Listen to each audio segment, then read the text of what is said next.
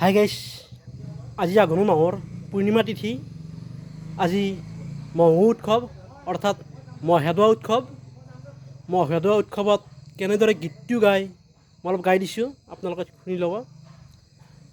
আঘোণ মাহত পূৰ্ণিমা হ'ল, মহেদ বেয়া হুকুম হ'ল, মগেল মামা ঠেক হিদেলি গাছত গাল হওঁতে হিদেলি বায়ে টেপুৰ পুৰা খায়ে টেপুৰ পৰা নন্দন চাইকেলত দন্দন চাল নেদি দিলে খৰি সিহঁতৰ ঘৰত লৰালৰি লৰাওঁতে চৰাওঁতে সোণৰ কণী পাওঁতে সোণৰ কণীৰ ওপৰ ভাৰ হোমে যি নিলে হাল নিলে পাতালে মই নিলে হিৰালে মৰমাকক পাৰ কল্লো বল্লাৰ ঘাটে একে চুপিৰ বাহুতে তিনিটা কামি বছৰ দিনৰ মূৰতে আহিলোঁ আমি।